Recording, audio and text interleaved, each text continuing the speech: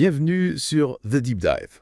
On plonge aujourd'hui au cœur d'un sujet assez particulier qui prend d'ampleur en Europe du Nord. La préparation à une potentielle crise, voire une guerre. Oui. On va décortiquer des articles de journaux, des rapports officiels et même des témoignages pour comprendre comment la Suède et la Finlande, historiquement neutres, réagissent face à la montée des tensions. Tout à fait. Alors, l'invasion de l'Ukraine par la Russie a vraiment agi comme un catalyseur, changeant radicalement le paysage sécuritaire en Europe. On assiste à une prise de conscience Ouais. sans précédent. La guerre, autrefois inimaginable pour ces nations, devient un scénario plausible. Absolument. Et ça se traduit de manière concrète. Oui. Des guides de survie distribués à grande échelle, des sites web dédiés à la préparation aux situations d'urgence. L'atmosphère a changé, on sent une urgence, une volonté de se préparer au pire. C'est frappant de voir comment les gouvernements, notamment en Suède, ont adopté un ton plus direct, plus réaliste. Le ministre suédois de la Défense civile n'hésite plus à évoquer la possibilité d'une guerre sur le sol suédois. Ah oui. Imaginez l'impact d'une telle déclaration il y a quelques années seulement. C'est un véritable tournant. Et ce qui est intéressant, c'est que le conseil prodigué aux citoyens ne se limite pas à des généralités. On entre dans le concret, parfois même dans des détails surprenants. Exactement. La brochure suédoise « Si la crise ou la guerre arrive », par exemple, conseille de stocker des pommes de terre et des conserves. Ah bon? Loin des clichés hollywoodiens sur les bunkers high-tech. Oui. On se concentre sur l'essentiel, garantir une autonomie alimentaire en cas de perturbation majeure. Ce qui semble assez pragmatique finalement. Mais est-ce que ce genre de recommandation est réaliste pour tout le monde? Stocker des provisions dans un petit appartement quand on a une famille nombreuse, ça me semble compliqué. C'est une critique que l'on entend effectivement. Oui. La faisabilité de ces recommandations dans des contextes de vie variés pose question. Et puis, il y a la question de l'impact psychologique. Oui. Vivre avec la menace constante d'un conflit peut être pesant anxiogène. D'ailleurs, comment la population réagit-elle face à cette nouvelle réalité? On imagine un mélange d'anxiété et de pragmatisme. Tout à fait. Les témoignages recueillis dans les médias révèlent un spectre de réactions. Oui. On retrouve de l'anxiété notamment chez les jeunes générations qui n'ont jamais connu la guerre. Un étudiant finlandais interrogé par la BBC se demandait comment il pourrait protéger sa famille si un conflit éclatait. Oui. C'est une question légitime qui traduit une angoisse bien réelle. C'est compréhensible. Mais à côté de cette anxiété, on perçoit aussi une forme d'acceptation pragmatique, un désir de se préparer au mieux face à une menace perçue comme réelle. Oui, certains témoignages vont dans ce sens. Injem Gustaf, un citoyen suédois, se disait relativement calme tout en étant satisfait d'avoir des directives claires sur la manière de se préparer. On sent une volonté de prendre le contrôle, de ne pas se laisser submerger par la peur. Mais du coup, en Finlande, où le souvenir de la guerre est plus présent, la réaction est-elle différente? La Finlande a une longue histoire de conflits avec la Russie, Oui. notamment la guerre d'hiver de 1939-1940. Cette mémoire collective joue un rôle indéniable. Les Finlandais ont intégré l'idée de devoir se défendre. Ils ont d'ailleurs un réseau d'abris anti-bombes très développé. Et cette culture de la préparation se reflète aussi dans leur approche de la communication de crise. Absolument. La Finlande a mis en place un site web très complet sur la préparation aux crises, couvrant des aspects très concrets, les premiers secours, la gestion des coupures d'eau et d'électricité, la protection contre les attaques chimiques. C'est impressionnant de précision. On comprend mieux pourquoi la Suède et la Finlande ont choisi de rejoindre l'OTAN. C'est un tournant historique pour ces deux pays qui ont longtemps défendu leur neutralité. Mais face à la perception d'une menace russe accrue, ils ont jugé nécessaire de renforcer leur sécurité en s'intégrant à une alliance militaire. Ce qui témoigne d'un changement profond dans le paysage géopolitique européen. Mais la tension ne s'arrête pas. Là, on assiste à une escalade des déclarations des actions. Effectivement, les discours du président Poutine qui n'hésite pas à évoquer l'arme nucléaire sont extrêmement préoccupants. Et l'autorisation donnée aux Ukrainiens d'utiliser des missiles de fabrication américaine contre des cibles russes risque d'envenimer la situation. On peut parler d'un effet domino, l'invasion de l'Ukraine ayant des répercussions bien au-delà des frontières du pays. Exactement. D'autres pays nordiques, comme la Norvège et le Danemark, renforcent aussi leurs dispositifs de préparation aux crises. La Norvège, par exemple, a publié des brochures expliquant comment survivre à diverses situations d'urgence. Le Danemark, lui, mise sur des ressources numériques pour informer sa population. Ce qui est fascinant, c'est de voir comment un conflit localisé peut avoir un impact aussi global sur la sécurité et la perception du danger. Mhm. On est entré dans une nouvelle ère plus incertaine, plus volatile. Et cet impact se mesure aussi à l'aune de l'implication potentielle de la Corée du Nord Ah oui? dans le conflit ukrainien. C'est une information qui a fait grand bruit ces derniers jours. Peut-on développer un peu ce point? Bien sûr, selon certaines sources, Ouais. la Corée du Nord envisagerait d'envoyer des troupes pour soutenir la Russie. Imaginez l'impact que cela pourra avoir, non seulement sur le conflit en Ukraine, Oui, mais aussi sur les relations entre la Corée du Nord et la Corée du Sud. absolument. C'est une situation à suivre de très près, Oui? car elle pourrait bouleverser les équilibres géopolitiques dans la région. Mais avant d'explorer plus en détail les implications de cette information, je crois qu'il est temps de faire une petite pause. Oui, on reprendra notre analyse dans quelques instants. Restez avec nous pour la suite de notre deep dive. Reprenons notre exploration de cette nouvelle réalité géopolitique. On a vu comment la Suède et la Finlande se préparent activement, mais qu'en est-il des autres pays nordiques? Sont-ils aussi en état d'alerte? C'est une question importante. On a tendance à focaliser sur la Suède et la Finlande, du fait de leur adhésion récente à l'OTAN. Oui.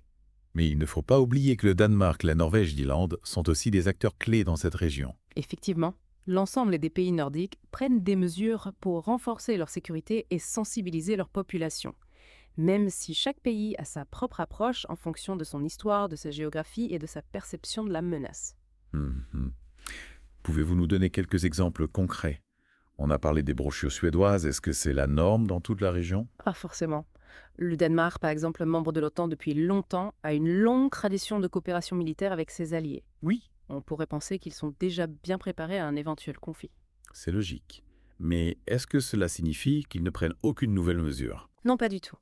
Le gouvernement danois a récemment lancé une campagne d'information Ah oui? pour rappeler aux citoyens les bons réflexes en cas de crise. D'accord. On est dans une logique de vigilance accrue de mise à jour des connaissances.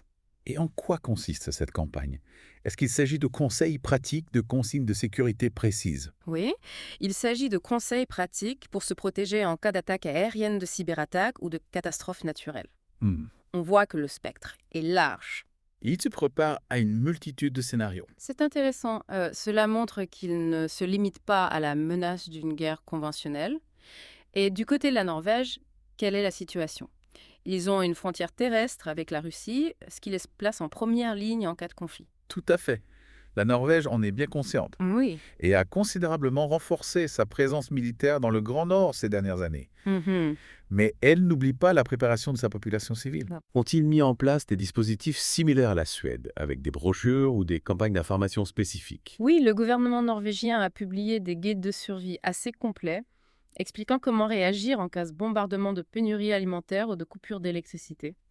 Ils anticipent les conséquences concrètes d'un conflit sur la vie quotidienne. C'est assez frappant de voir que même des pays habitués à la stabilité et à la paix se préparent à des scénarios aussi extrêmes.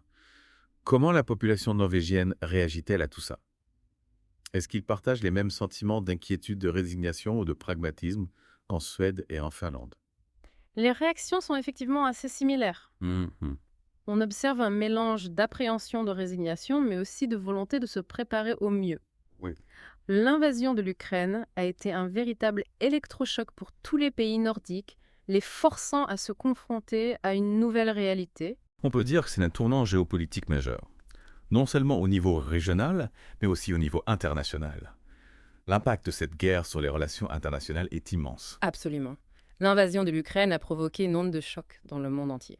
Oui. Elle a renforcé la méfiance envers la Russie et a poussé de nombreux pays à revoir leurs alliances et leurs stratégies de défense. On voit bien que la situation est complexe et multifactorielle. Il y a des enjeux géopolitiques, militaires, économiques et même psychologiques. Oui. C'est un véritable puzzle dont les pièces s'emboîtent et se réorganisent en permanence. C'est pour ça qu'il est important de bien comprendre tous les aspects de cette crise et de ne pas se limiter à une vision simpliste ou manichéenne. L'analyse doit être nuancée, prenant en compte les multiples dimensions du problème. Et justement, on ne peut pas oublier l'information concernant une possible implication de la Corée du Nord dans le conflit aux côtés de la Russie. C'est un élément qui ajoute encore de la complexité et de l'incertitude à la situation.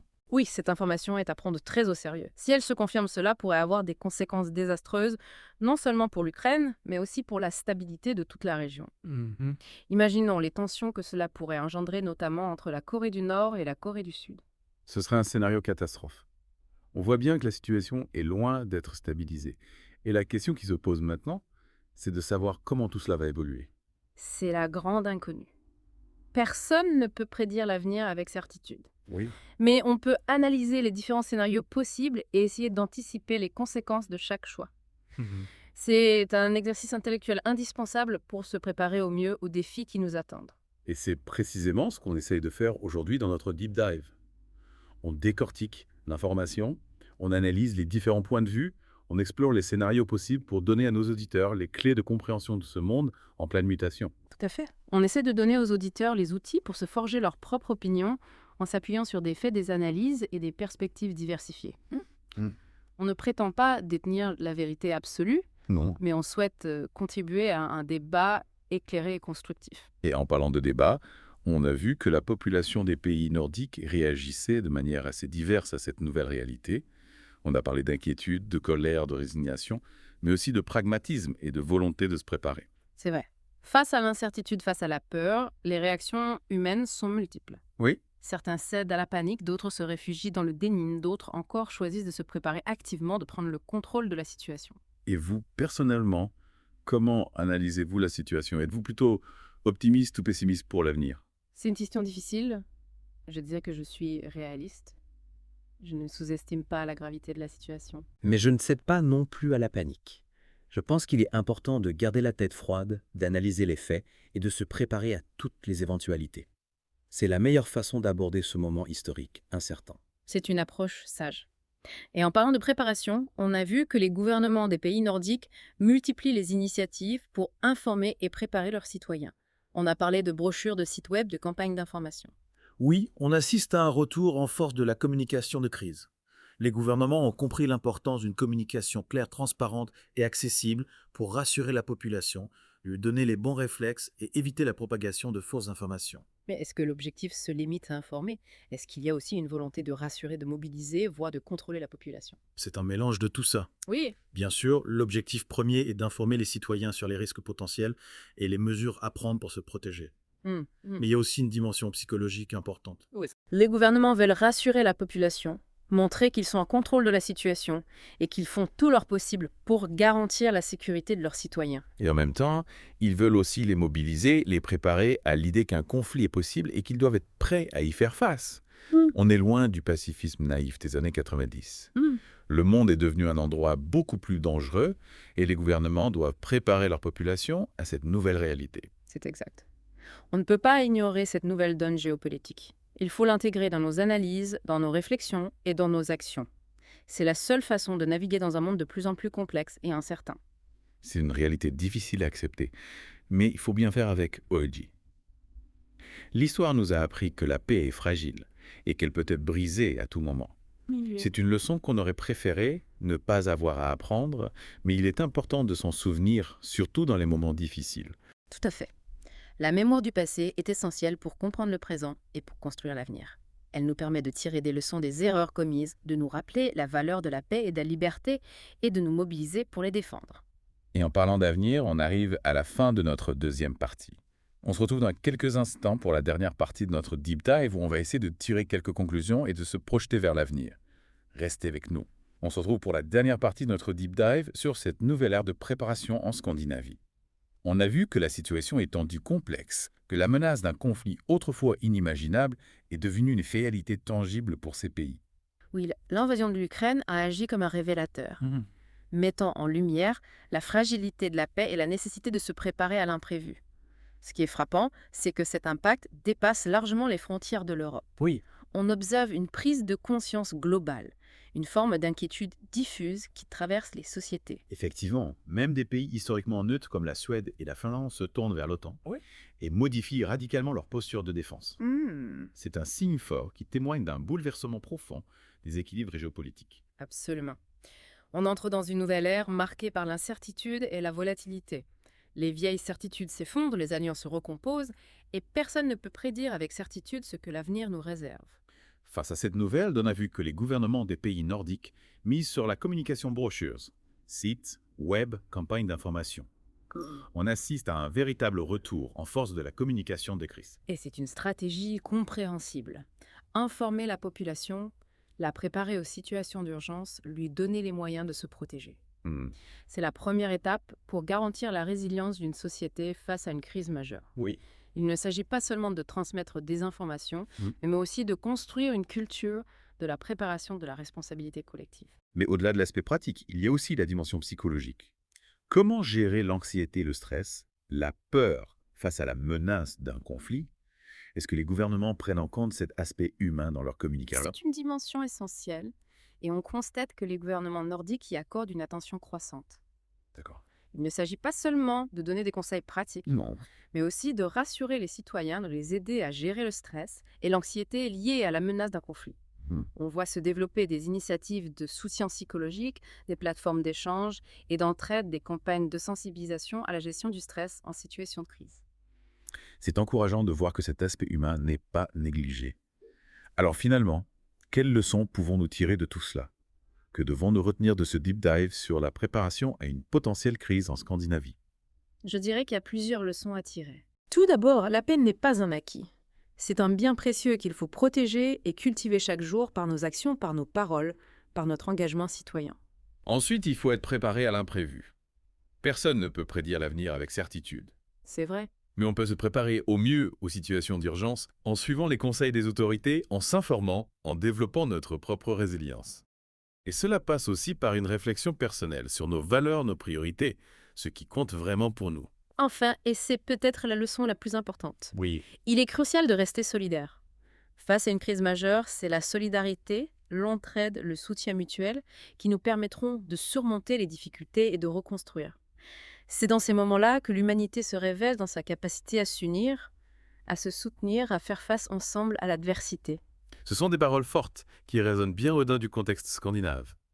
Merci beaucoup pour votre analyse, pour votre éclairage. Merci à vous pour l'invitation. Et merci à vous, chers auditeurs, de nous avoir suivis dans ce deep dive. N'oubliez pas que vous pouvez vous abonner à notre podcast sur YouTube, Spotify et même Amazon.